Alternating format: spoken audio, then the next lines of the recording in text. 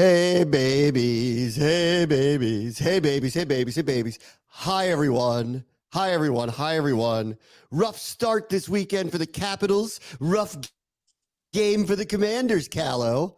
Rough one. Ooh, rough one. Yeah, not a winning weekend, as we would say. No, not a winning weekend. Let's start with the Commanders, please. Let me start with the positive, okay? The positive, which is actually this. And this is new, and I think deserved, but new. And this is how far we've come from the old. The spin is actually pretty positive coming out of this, okay? I think so. Maybe you could disagree with me. I wanted to see what the reaction would be. Their defense, Washington's, gave up 484 yards yesterday. Literally could not stop them. Had 1 3 and out and had a couple of breaks. Had the tip pass interception, had the mishandled snap turned into a field goal, and then a 3 and out. And then outside of that, the Ravens were literally unstoppable. Okay. And that, I think, I'll get into all of this. I think two things are true here. I think a lot of that is them, and a lot of that is us too. But I will say this, like, just listening to the press conferences, seeing how everything was portrayed, all the questions to Jaden Daniels about, but you went toe to toe with Lamar Jackson. And while they're sitting there going, no moral victories, and I appreciate that, no moral victories, no moral victories, no moral victories. In the past, I'm not sure it would have been portrayed that way. So I'm actually happy today that it seems that most people who cover the team, at least closely or not closely, and just show up for the big games like this, seem to have been impressed enough, overlooked the part about how the defense gave up almost 500 yards, and are kind of largely going, yeah, but they're 4-2 and they lost by 1 score. So I guess it's not so bad. No, I would agree with you. I had to watch the game on delay, and I just looked at the stats when the game was over and went, "Oh, well, the defense was terrible. That was the game story." And while yes, they were pretty bad, it was more about Jaden keeping them in this game as well. Yes. And with your thought there too of the spin coming out being positive, this is something we actually didn't really talk about last week, and we should have, was that they could afford to lose this game. It was an AFC matchup. It's not going to be important in a tiebreaker. Like, that was one thing we probably didn't touch on that I think really we probably should have. Like, if there's a game you could lose in any season, it's always your AFC opponent games. And they went toe to toe. They lost, but at the end of the day, number 5 steps out there on the field, they still have a chance, including against a team like that, is pretty much what I'm getting at. So I appreciated the positive spin. Jaden keeps opening the eyes. He clearly, there's no stage that he can't handle. And so we'll get to him in a moment, because I really want to talk about the tough part of this. And it's time to have real talk on the defense. It wasn't good, it wasn't. And I'll say this: there are 2 things to me that are kind of true about this. Well, I'll get to Baltimore in a minute. Let me talk about Washington. They have had a hard time stopping the run in general. This is the best rush offense maybe in the last 10, 15 years, let alone, this season. They came in averaging 211 yards on the ground through 5 games. That's stupid. Like, in the modern NFL, where a lot of teams throw the ball a lot, that's ridiculous, actually, that anybody would average something like that. So, and I'll get to the Ravens in a minute, which is why I think people are downplaying how good they are. Like, they had a slow start. It's picking up now where they kind of have this unstoppable force that's going on. But for Washington's defense, 2 things were exposed badly here. Their defensive line on the whole, and now that John and Dorrance Armstrong are hurt, and I don't know how bad it is, and we'll find out later today. John's doesn't sound good. Dorrance, I don't know, but John's doesn't sound good. But we'll see. I don't know what it is. So, and they haven't done the test. They didn't reveal anything last night, and I don't know as we're doing this morning. We'll find out today, I hope. They kind of can't afford to lose people for sure. And their front isn't stout enough to handle something like this. I think I said last week, I go, if you hold them to 150 on the ground, which sounds crazy, you're actually doing okay. If you get them around 125, you're doing well. And I defy anybody to hold that team to 100 yards rushing in any game at all between Henry and Jackson. And the one thing they did relatively well was Jackson really didn't kill him with his legs. He also didn't need to.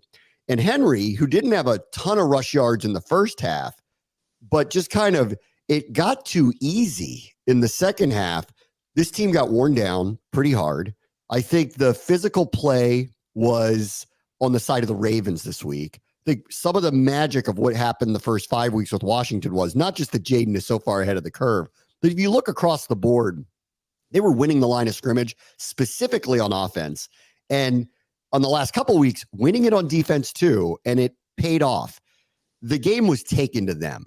So this was one of those, they were shown what a championship caliber team looks and feels like with Hall of Fame players running the ball. Two of them. They got two of them, two Hall of Fame players running the ball.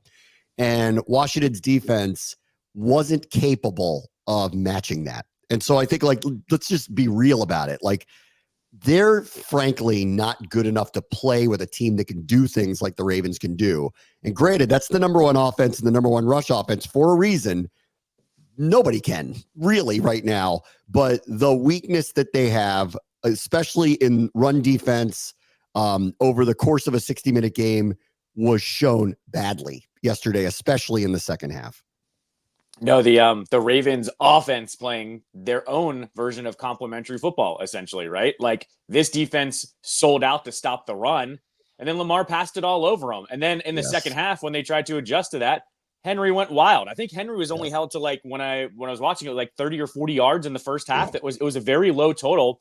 But then when they had to stop the pass, they couldn't. And then when they tried to sell it to, stop the run, they couldn't. And so that was the Ravens version of complementary football, in that they don't need a big lead. They just need a lead, period, to go and do that. And that's exactly what happened. Like, that's why that didn't get out of hand yesterday. And what I was most worried about was they only needed to get up by 10. Not like the Commanders have done in the last few weeks, but they only need to get up by a little bit to just really start milking that clock and then just match you the rest of the way. And that's exactly what happened. That's right. On the pass defense. So when I saw that, I realized it was bad, but I didn't realize how bad till this morning when I looked at the stats again. Did you know the Ravens had 5 players who averaged at least 13 yards a catch? No, did not know that. 5. Okay. Like, it's one thing if one guy goes off, right? Like, that happens, like 5. So that means every play works and works big, chunk plays. Mark Andrews, and I know Mark Andrews is great, but he hasn't actually had a very good offensive season. He was averaging 2 catches, 12 yards a game. They were throwing the ball more to Likely and Kohler in recent weeks. Andrews was very engaged. When I watched on film, he was blocking downfield. It's not like he was pouting or anything. He was very engaged, and it's a matter of time because he's a very good receiver. But he led them. He didn't lead them receiving yards, but he was like second or third. He had 16 yards a catch.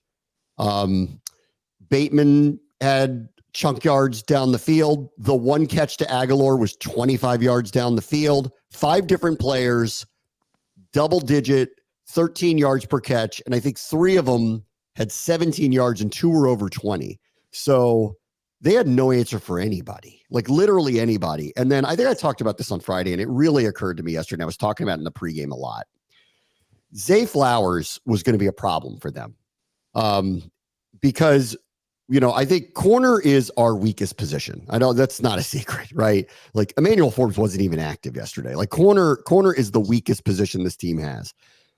But and I don't love the matchups on the outside, but we haven't faced somebody like this year. The extremely quick, extremely adept, movable part who can line up in the slot. And the more I thought about him as the week progressed and I watched him, I went, who in the world are we putting on him? Who's covering him? Because that in the future, hopefully, is San Rastel. But it's not right now because they've asked him to go on the outside. So who are we putting on somebody like that? And when we sold out for the run, this dude's running wild because we can't cover somebody like that. The good news is that there aren't a lot of teams that have one that's as good as him. Like, I remember back in week 2 when Wan'Dale Robinson got 1 million catches in week 1. And I looked at him and I went, we can't cover guys like that. He's not as good as Flowers, but he plays a very similar role where he's in the slot. They move him around. He's kind of quick, not as shifty, not as many big plays in him, but a tier below and adept at it. And they didn't throw the ball to him very much. They just went to neighbors. And I thought it was a mistake. Even Neighbors had a huge game, but I thought it was a mistake because I don't think we have somebody to cover this. And Flowers is as good at this position as probably anybody in the NFL right now. And it exposed us. It's not just the run defense. Like, if we get caught with a slot receiver who has this kind of quickness, we can't cover that either. And I was not surprised. I said it to Logan before the game. I said it to Jerry Sandusky before the game. I go, he's going to be a problem for us. We don't have anybody that can cover him. And Baltimore's going to figure that out fast. And the second we loaded up to stop the run, and we're going one-on-one with that guy, it exposed it bad early.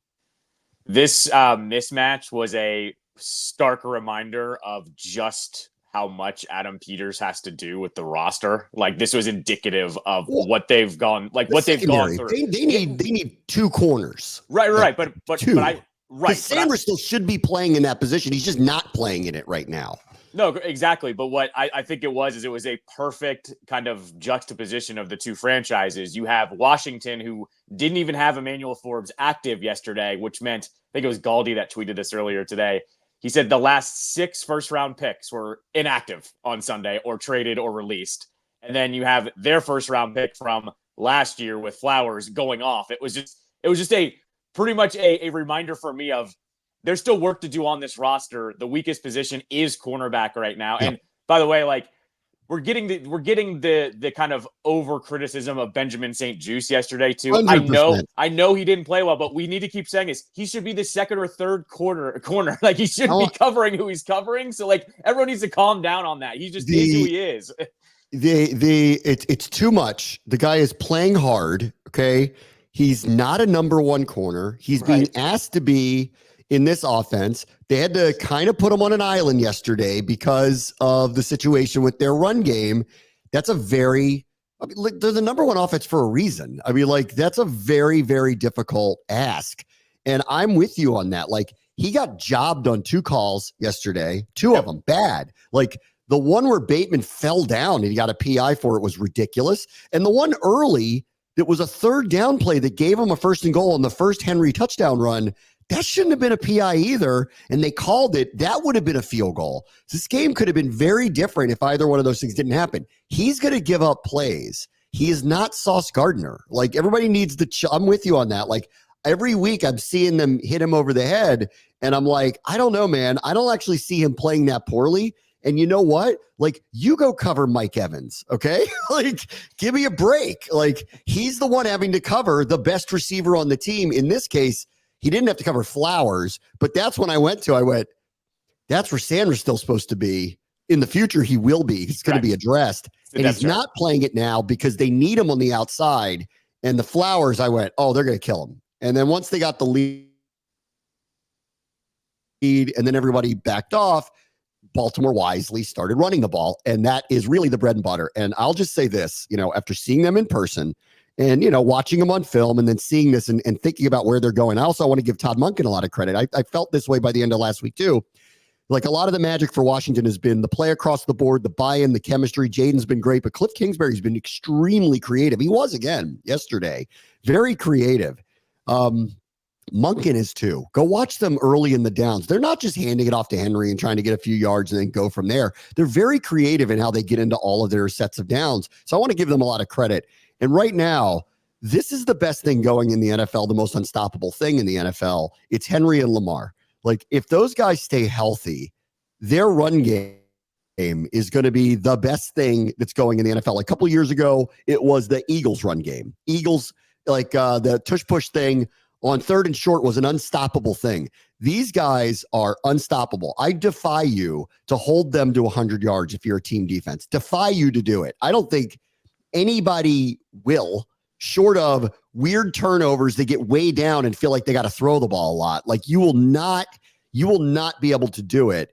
And this is why I feel like, and I'll just say this about Baltimore and I'll get back into Washington in a second. If I'm them and I see this right now and know what their offense is, like, they are, in my opinion, like, their defense is their defense. I think they're a little slower on the back end. I don't think they can get a lot of pressure with 4, so they have to bring pressure. But I think they're good enough, and I think they'll get better enough to be competitive enough with that offense. If I'm them, I'm telling you, and this is rare for them, but screw it. At the deadline, they should go get a top tier receiver and go all in on this and just go, you know what? We're winning championships, but we're going to get Kevin Durant anyway. You know what I mean? Like they could be the Warriors of Durant, Steph, Clay, Draymond with their offense. Their run game is so good and so unstoppable that if you put one top tier receiver opposite of Flowers who can catch those errant passes like Devontae Adams, that off this year, and I would lean in on it because look at the AFC right now. Do you trust the Jets? No, they should be good. They've already boat raced the Bills. Nobody else in the AFC East is going to catch them. Houston's very good. How good, I don't know. There's nobody else in that division you're worried about. The AFC North is turned into the Bengals are in too big of a hole. The Browns are done. And you know Pittsburgh's offense can't score enough. They'll be in tough games with them. But Pittsburgh's offense can't score enough in the end to beat them. And the AFC West is a one-team race. It's the Chiefs. Go all in. Like the landscape is so wide open. Even if it's out of character for them, they should be the ones going to get someone like Devontae Adams and just leaning in on it and knowing that their defense is going to be average to above average. Hope it gets better because it always does, but have an offense that is not just the best in the league, but by far the best in the league and tell everybody else, try and stop us. That's what I would do if I'm them. Well, I mean, the other part of that too is like, look at the offensive stats and then you don't like, if you were to show me the offensive stats yesterday and not show me the score, I would have said, oh, the Ravens must have won by 13 points, right? But this is what's happening too. The way their offense goes is they are playing in these close games. So I agree with you. Like they need one more piece to kind of put them out because over the top. Because this has been their death knell in the playoffs the past 3 or 4 times. They lose a very close game. Like they have a very good offense, a very good defense. But then guess what happens when Patrick Mahomes comes to town last year and you don't run the ball? They beat you in the end. Like I'm with you. They need one more piece to give them literally one more possession is really what it ends up being. And I agree with you. They just need one more piece because that offense is pretty perfect for the playoffs. Yes. I was texting with a member of my friends after the game that are Baltimore fans. And I said this to them and they were like, we have bigger problems on the defense. And I go, you're not going to fix that. I go, I actually think they'll get a little bit better as it goes along. Like you have a new young defensive coordinator. They just brought Ding Pease back. Like you guys will get better. You're not bad. Like you're not bad. You'll get better. I think there are some flaws. You're a little, in my opinion, slow on the back end. You have to resort to pressure because you don't have premier pass rushers and you can't get there with 4 often enough. So you're forced into situations, but they're good enough and they have good enough players to be competitive with teams. So do something just to make your offense so ridiculously unstoppable that it's going to force anybody to score 30 plus to beat you. And you know who can do that? You know who else can do it? Very few. Very few. So that's what I would do if I'm them. All right, back to Washington. This actually was a good sign to me, and I kind of knew this was going to happen. Baltimore also came in with a very good run defense. Now, I think that that's skewed a little bit here. They've had some leads in games that have evaporated. So that means teams are throwing the ball a ton at the end of games. They're not running it at all. And therefore, I think the numbers are a touch skewed. Like, I don't look at them and go, that's an all-time great run defense. I think they're very good at it, but I think the numbers are skewed by the fact that teams who have to come back against them end up throwing it a lot to try to come back quickly, like Dallas did a few weeks ago, like Buffalo did when they were getting boat raced, like Cincinnati did when they were in this kind of up and down battle with them. And Cincinnati doesn't run the ball very well. So the numbers may be a little off there, but they are what they are, and they're good at it. So I don't want to take that away from them. I think they're good at it. Washington knew this going in. B-Rob was out, so their number one running back's out. It did not surprise me that this was going to be the first time that we had to see, if you have to throw the ball 30 to 40 times and run it 20, what does that look like? Because we haven't been forced into this yet. And Jaden passed again. So this is another test. So if there is some positive spin, and the thing that I really like about this is when push came to shove, and Jaden had to drop back a lot. And the Ravens did exactly what I thought they were going to do. They just rushed on the outside and said, you're not getting on the outside of us. Like, you're going to have to run through the middle of the field to get away from us, or you're going to have to throw it. And he did, and he was on target again, and he passed the test again. And in clutch moments, he came through again. So in a game where you can't do the things you want to do, which is they want to run the ball a lot, they could still be extremely competitive and make it a one-score game late. So this, to me, if there is the positive spin to come out of it, it's that they were forced to do something they had not been forced to do yet this year, and they passed. And almost, if they had gotten a stop or two, we don't know what the result would have been. They would have been right there. The same concerns with the defense would have been alive, but they didn't give them a chance to show us what can we do late in a game where we have to do something that we're not accustomed to doing. So I liked that happened yesterday. Yeah, not unlike that Bengals game where we talked about that game specifically because the Bengals pass offense was so good and their pass defense was so bad, where we pretty much said they had to have a perfect game to win that game, right?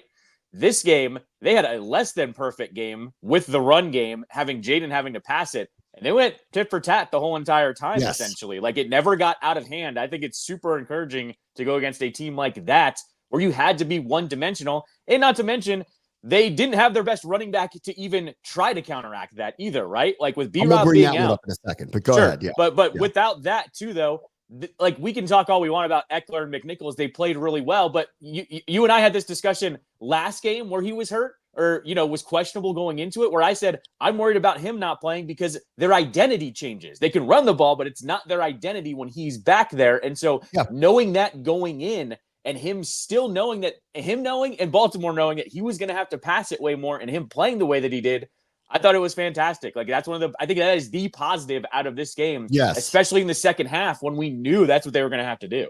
These are all new. Everything's new here. I mean, it's off to a great start, but every single one of these scenarios are the test. The test. Can you do these things if you have to do these things? And yesterday, they passed that test by being able to go, we know going in, we're going to have to throw the ball a lot. We know going in, we probably have to score 30 to win. We know going in, we don't have our best running back anyway. So we're kind of forced into this. Let's see what happens. And they were able to do it. And so, like, that is the big positive for me. And I do want to bring this up. I don't think Robinson being out was the issue.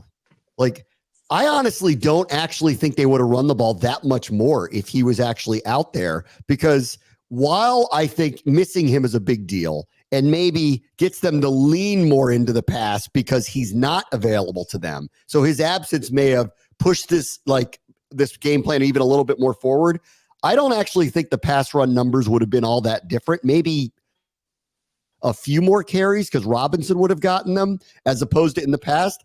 But I still think the same premise exists here. They were going to have to score 30 plus to probably win the game.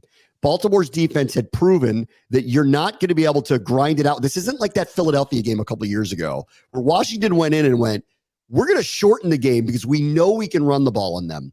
I don't think Washington knew they could run the ball yesterday and felt like the idea of shortening the game against Baltimore, bad idea. You get down by 2 scores and you got to throw that out the window. I think they knew all along they're going to have to do this. So I don't being out was actually an issue yesterday. I think they would have been better. I think they might have run the ball a little bit more. I think they might have scored and not had a 4th and 6 at the goal line, if he was in, as opposed to what happened at the goal line yesterday. But I don't think him being out was the issue personally. I actually don't think the pass run numbers would have been all that different, honestly. That's how I feel about it. Yeah, but I think there is you might be right. Maybe it wasn't as big of an issue, but I still feel like that offense, they get an identity when he's running the ball. And we also know when he's running the ball, those 7 carries for 30 yards in the first half look completely different in the second half. And I don't know, like I said, I don't know how much the impact would have been, but it does wear a defense down. He does pop one off in the second half almost every single game. Yeah, I agree. Like I said, I just think it's an identity thing too. I think it fires up that side of the ball. And I say they're not fired up without him, but like you and I have talked about this, how that dude runs violently. He's kind of an X factor. And so I'm with you. Like, it wasn't an issue, but it was a difference maker. He's a difference maker on this offense is what I'm saying. I agree. They're way better with him. Like, I'm not trying to pretend that they're not. They're way better with him. Like, I get that. I just think in this case, in this matchup, all those other things don't hinge around him at all. So would they have been better running the ball with him? Absolutely. Could he have been a difference maker, especially in short yardage situations? No doubt. Yes. Would they have thrown the ball 28 times and run it 24? No. Like, that's not what would have happened here. Like, they still had to play the way they had to play to try to win. Even Quinn said this. We hope to steal a couple possessions, and then we knew we were going to have to throw the ball a lot. So I don't actually feel like that his absence was the issue, albeit I don't want to, undersell what I think he means to the team. I agree with you. I think he makes them a lot better. But I put that as an issue, and it's not an excuse, in my opinion. All right, last thing. We've seen how they've handled wins, okay, which I think is another test. After the Cincinnati thing, I'm like, they're going to be smelling themselves all week. Everyone's going to be telling them how great they are. They did it on Monday Night Football. Eyes are open. Jaden made the play of the year. Like, let's see. And they put their heads down, didn't say a word about it. We're kind of like, we thought we'd be good. You didn't think we'd be good, but we thought we'd be good. And the next 2 weeks, they crush teams, like absolutely crush teams. So I'm like, they know how to handle wins. Love it. Test passed. We're going to find out if they can handle a loss. And I think they will. After hearing what they said in the locker room, hearing how they're positioning it, hearing that there's no moral victories, hearing, just the way they kind of positioned it, I think their head's in the right spot. Because you and I both know if they lose this weekend, what's going to happen, whether rightly or wrongly, what's going to happen is all the we're heading up all this stuff, it's going to crash back down. They can't lose a home game to them if they're serious about making the playoffs, short of weird, odd circumstances. They can't. And I don't take anybody lightly in the NFL. I think anybody who does is ridiculous. You don't watch this sport. And all I know is I looked up at the scoreboard and Carolina was within one score of Atlanta late in that game yesterday. So don't think they can't play with people. They can, and they're better with Andy Dalton. I'm interested to watch them this week. That said, this is a good, can they handle losses? Because this one, if they're the way they're talking makes me feel like they'll be fine, but they need to show that this week because the schedule has done them a favor. They're not turning around, having to play the Bills or the Cowboys or the Eagles or some team where you're like, oh boy, this is going to ramp up big time fast. I don't want to see losses get stacked. The schedule reads, you get to go home and play one of the worst teams in the NFL. Let's see how you handle a loss and take care of your business next week. I thought the epitome of how this team is going to act was, I think it was Ben who asked Quinn yesterday in post game where he basically did the, hey, coach, I know there's no moral victories. And Quinn didn't even let him finish. He was like, nope, not at all. But he said, how good was Daniels to keep them in the game? And Quinn actually answered that question, which I commended of like, yes, it's great that he can go, bar for bar with Lamar essentially. And that we've got this identity. That to me was like, okay, good. The head coach actually, after a loss, was very level, praised his rookie quarterback when he should have gotten praised, because we've seen it in the past where a reporter could ask that question and a head coach, usually an older head coach, would go, it doesn't matter, we lost the game, right? Or just doesn't really even expound upon that. And all I thought was, okay, good. He even moments after a loss can go, it's okay. We lost this one. My quarterback still gives me a chance to win. I'm going to give him that praise in postgame, and was very level-headed. I'm with you. I actually liked it yesterday right away from the locker room, the way that they were acting. I know there are no moral victories, but they talked exactly how they should have in a loss that really did showcase what they can be down the line. Listen, I think the media can focus on the wrong things, in my opinion, sometimes. I do too. Can focus on the wrong things sometimes. But the head coach, who is the chief messaging officer of a team, needs to be based in reality. And the last coach wasn't a lot. And I think it hurt him. It really did, because how many times were we like, guys, back to him? And in this case, one of the things that I really like about Quinn is he's level-headed. He's very clear and communicative, but I also think he's on the same planet as us. Yeah. And he sees what we see. And, I feel like he relates to it. He will push back at things he doesn't think are right. I know he has, and he should have high expectations for how his team is going to perform. How are we going to have high expectations if he doesn't? But I also think he's based in reality. And I appreciate that. And I appreciate that about him, because when I do speak with him, I feel like I'm speaking to someone who we're on the level with, and I can actually have a conversation with, and don't have to pretend things are different than what they are. And so I appreciated that too. But we'll see. This week will be very telling. The schedule says win. So let's go see how they handle a loss when they get a team that isn't a contender the following week and they get them at home. All right, we'll take a quick break. Brave Watch the Show, ESPN 630 Sports Capital. Welcome back. Boy, yesterday, outside of the loss to the Ravens, that wasn't great, but we almost had the all-time trifecta, almost, and I misspelled East. Shoot, let me fix that immediately. Yes. Okay. S. Okay, for those of you watching on YouTube, that's fun. Okay, look Who at got that. no sleep Quickly last night? fixed. Who was that?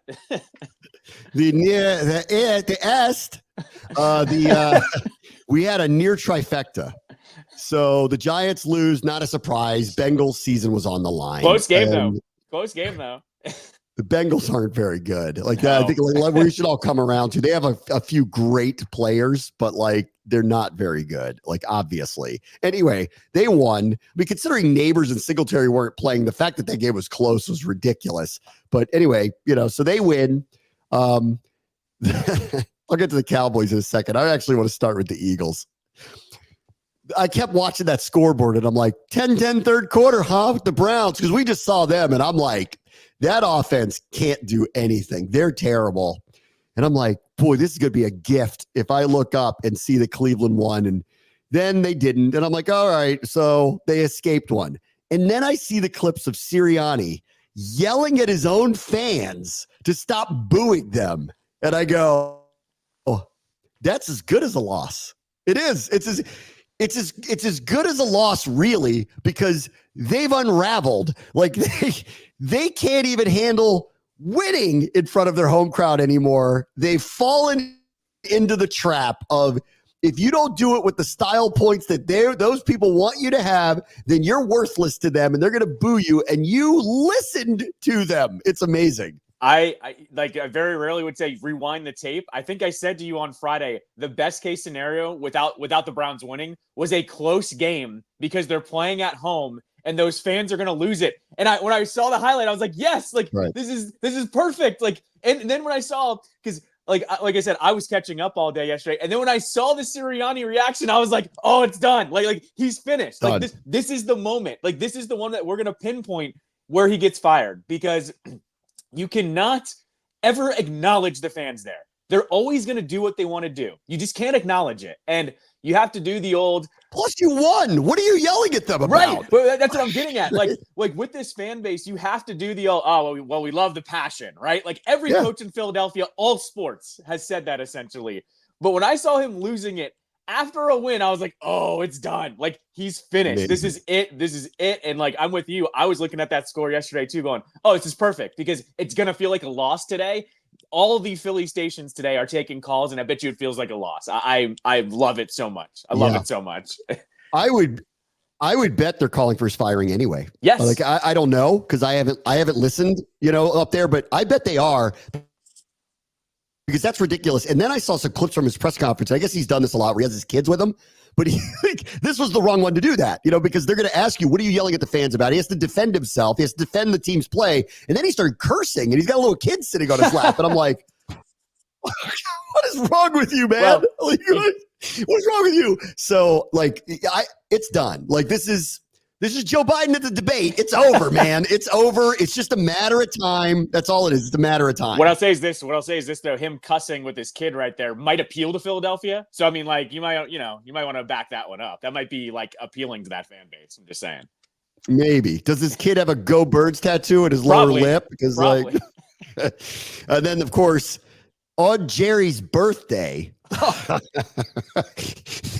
the Cowboys get destroyed by the Lions. So I think I said last week, I go, if they pull this one off after that Pittsburgh one, I'm actually going to be worried about them, because I buy Detroit big time, albeit that Aiden Hutchinson injury is terrible for them. Terrible loss for them. But I totally buy Detroit is the best team in the NFC. We'll see now with Hutchinson out. That's a big loss. But I'm like, so if Dallas pulls this off, it's going to be very telling to me. Not only did they not pull it off, they got killed, and Detroit toyed with them. They're like the Chiefs now. They're running hook and ladders with linemen, throwing the ball to each other. They're lining up tight ends as centers. They're doing crazy crap. and toying with people. And then the fact that it happened there, I saw some stat where it popped up that said Dallas has trailed by at least 15 points in their last 3 or 4 home games. Like, what? Remember last year, they won every home game they played until the playoffs. Now they're not even competitive in their home games. It's crazy. Including the playoff game last year, the last 4 home games, Dallas is averaging giving up over 40 points a game at home. It's crazy. That's absurd in the NFL. Like, I don't think you can mess around and do that. And the teams that they've done it against, yes, are all good, but that's an absurd stat in the NFL. That's college number. Those are college numbers. So, listen, I mean, off of what Sirianni did, I think the Giants are, competitive, but don't win a lot, and then the Cowboys are, Stephen A. Smith, I saw a little bit of I actually chuckled at it last night, because it's like, oh my God, the path to win the division is actually there. I mean, it's nuts, but it is there. If Washington can steady themselves, handle a loss, you can see it. Like, it's unraveling in Philadelphia again. It's unraveled in Dallas. And, the Giants probably aren't good enough to make a run and turn their season around to have a good enough record to actually win it. So it's wide open, guys. It is. It's wide open. All right, let's see. Surging Bears. This is going to turn 2 weeks from now. We got a good game with them all of a sudden because Caleb is posting the numbers that they expected. Jacksonville's checked out. They're also done. Like because that was the London game, so I got to watch a good amount of it in pregame. They're done.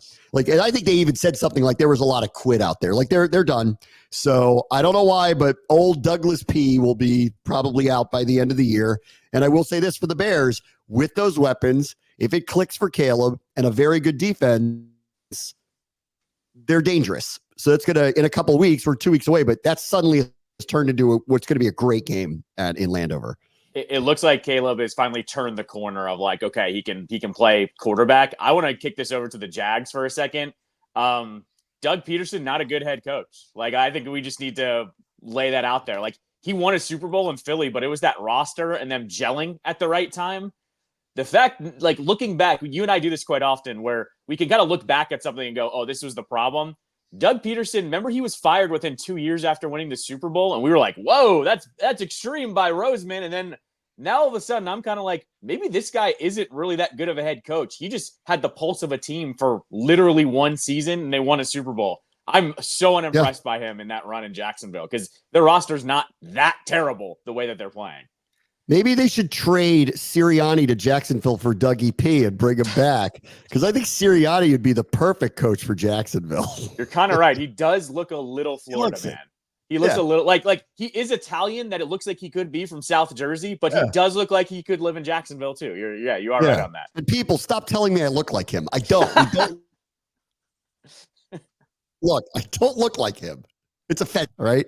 Let's see. Packers are surging. Not surprised. Jordan Love back healthy. I thought that was a sneaky, potentially good game, but they ran the Cardinals, so good for them. So they're kind of back. That's turned into toughest division in football now. Yep. Lions are for real. Vikings apparently are for real. The Bears are surging, and the Packers are back where I thought they'd be surging. I didn't see this coming. I thought it might be a good division, but it's right now the best division in football. Yeah, one of my upset picks was the Cardinals to beat the Packers, and this one wasn't even close. And we've seen it before. When you get the Cardinals going one dimensional, you can finish them off pretty easily. I'm with you. The question has been, will Love look good? Love has been fantastic the past 3 weeks, so they're back. Yep. Pat's D gets cooked in Drake's debut. I've seen this a million times. I like the Patriots defensive group, but when your offense can't score a lot, it wears on you. This is what's happening in Cleveland now, too. Cleveland's got a really good defense, but their offense is so bad that they're not going to be able to do it every single series. So I'm not surprised Houston gets a win. And I didn't see any of it, but I heard Drake May's debut was pretty good. Let's do it again. Bake, Rattler, and Bucks roll, Han. That's right. We brought the headline back, playa.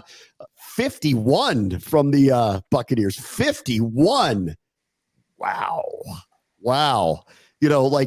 It's interesting. I'm watching this because these hyper-aggressive defenses are getting beat up these days. It's getting a little out of style. So the Buccaneers, I think they need to, I don't know if they can shift gears, but they do need to, clearly.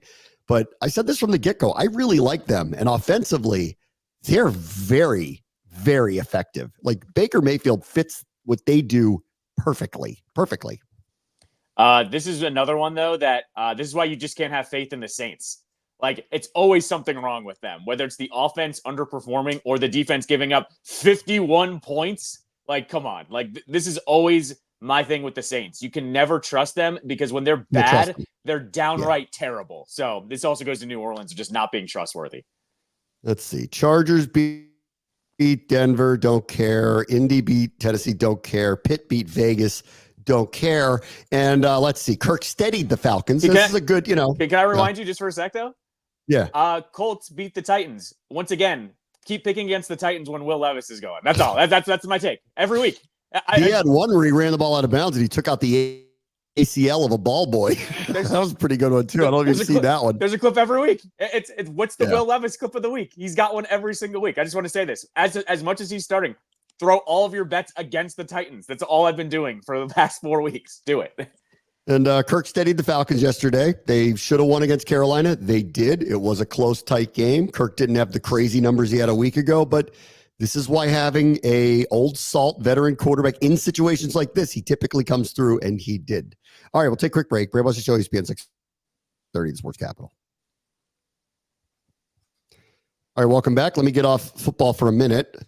The Spirit won, so that was good. News last week of Andy Sullivan being out for the year was devastating. Don't know if Lacey Santos is coming back anytime soon, but they won yesterday. I was missing the gang because they had to kick off at 5 o'clock for some reason on a Sunday, but they did. But they got a win, so that's good. And they clinched a home playoff spot. So let's see how healthy they are once we get through the rest of the regular season. But it was nice to see them back on the winning end again. Not only that, taking care of an inferior opponent. They've had a rough go of it here for the last month, I'd say, and they win 4-1. And look, the most positive sign was they're banged up, but both Casey Kruger and Trinity Rodman were back in yesterday. They didn't start, but they were both back in for a little bit. You and I have talked about this. Like, this team has dealt with a rash of a bunch of injuries. They're not going anywhere without those two. And so to see that they were back and ready to go yesterday, that was the most promising sign with a win on top of it. Especially, without those two. But now, no Bethune, no Sullivan. We'll see with Santos. I don't know what their midfield looks like. So they've gotten hit hard. But, we'll see. And with stars like Rodman back, you never know with someone like that. All right. Caps opened with a loss to the Devils as we open the arena for our 50th season, Michael. How excited are you? This was on the third line. Third line lost this game. They were on the ice for 2 goals for the Devils. This one played out exactly how I thought it was going to play out. This game got late, and every time the Caps scored, the Devils turned around and scored 2, which means, that team's been playing for a week. And this team is just playing their first game. I saw Carberry mention that, and I thought it was valid. Like the Devils had been playing, and the Caps had their opener. It kind of was a little ridiculous. Like, they had gotten a full-on head start, got their legs under them, and the Caps were kind of caught in a first go situation. So I don't really think much of it, honestly. I agree. I thought the schedule played a part in this. And here's the other thing, too. You know how this goes. It's opening night. So, your 7 o'clock puck drop, 7:27, right? It's not an actual, on-time thing. This is a veteran club. Here's the other stat, though. Alex Ovechkin did not have a shot in Game 1. That's the 24th time in his career that he hasn't had a shot on net. That's an insane stat. That's not going to be the case moving forward. I have a feeling they're all going to get it going here a little bit. It wasn't a great start, but at the same time, it's their 50th anniversary. There's all this pomp and circumstance. It was a weird game. They'll be fine. I have this weird feeling that we're in the land of Ovechkin will be Ovechkin for 1 to 2 months. And then hopefully he gets all his goals in those 1 to 2 months. And then the rest of it is whatever fumes he's running on is kind of what it feels like it is. Let's see what player or what team fires him up. You know how this goes with him, actually. He's done this his whole career where he's just okay. And he's just a hockey player out there. And it takes just one player to nudge him the wrong way and wake him up a little bit. Let's see who that's going to be. They get Vegas tomorrow. Vegas has some of those guys. Let's see if one of those guys wakes him up a little bit. That's what I'm looking at. Let's see. Tonight we get Jets Bills. What will the MetLife crowd be? So let's see.